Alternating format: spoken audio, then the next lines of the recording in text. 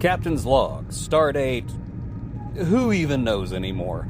I have beamed down to a quiet town in Iowa where the cornfields are plenty, the population is small, and the fandom is massive. Welcome to Riverside, Iowa, the future birthplace of the James Tiberius Kirk.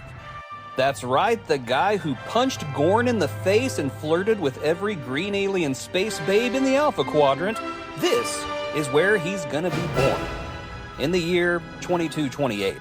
So buckle your seatbelts, my fellow nerds, or, initiate internal dampeners or whatever. We're gonna vlog where no one has vlogged before. I suppose this is what they meant when they said, boldly go. Riverside, Iowa. Population, about 1,000 humans and 0 Klingons, that I know of. Among these cornfields and cafes lies a nugget of sci-fi greatness.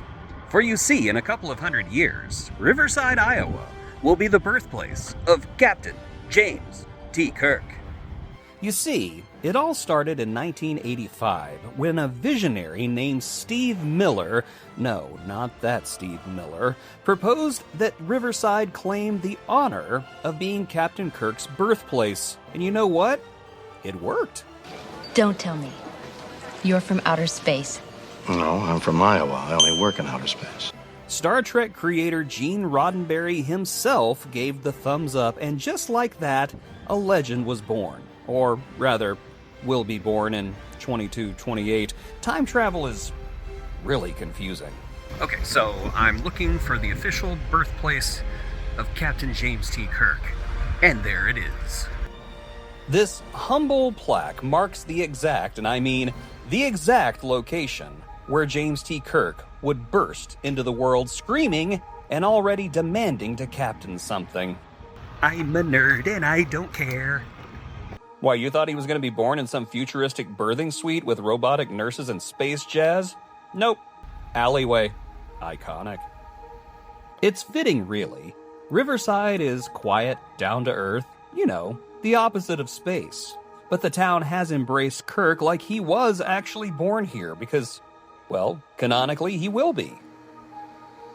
And then there is this beauty, the Voyage Home Riverside History Center. Part local museum, part Star Trek shrine, part adorable. So if you've ever wanted to pilot the Enterprise, this is where you can do it. And we're still in the restroom, by the way. It's got everything from old town photos to a fully uniformed mannequin of Kirk that's either smiling at me or judging me. I'm not sure which. Yeah. This feels right. This museum is where Star Trek collides with small-town charm. It's like someone crash-landed the Enterprise into an antique store, and instead of phasers, everyone's armed with scrapbook supplies and Midwestern hospitality. And here you see a nerd in his natural habitat. I learned that every summer the town throws a festival, Trek Fest. People cosplay, there's a parade, there are Klingons eating corn dogs. One guy showed up one year in a full Borg costume, which is honestly the bravest thing you can do in July heat in Iowa. I missed Trek Fest this year, but rest assured, I will try to return, preferably in a red shirt, so if I mysteriously vanish halfway through, you'll know why. And here it is, the piece de resistance, a life-size statue of Captain Kirk, heroically standing in a park, looking like he's about to monologue a self-aware computer to death. It's not a perfect likeness, but given that we've had 3 different actors play the part of James T. Kirk, I kinda dig it. Keeps it a little ambiguous. Let's stick with this. And let's not forget James T. Kirk, played by William Shatner, is probably the only fictional character who has a real-life birthplace monument. Take that, Harry Potter. But Riverside isn't just the future birthplace of a galactic legend, it's also got that classic Americana charm. Brick buildings, antique stores, and a surprising number of businesses that have leaned hard into the Star Trek theme. Even the post office is nerded out. Could never get my hometown to do anything this cool. Or uncool. But it's cool because it's uncool. Yeah. I half expected to see a shuttlecraft parked outside the post office, but sadly it's just a Honda Civic. But hey, dreams are free. Jokes aside, there's something sincerely wonderful about a town that embraces the imagination this hard.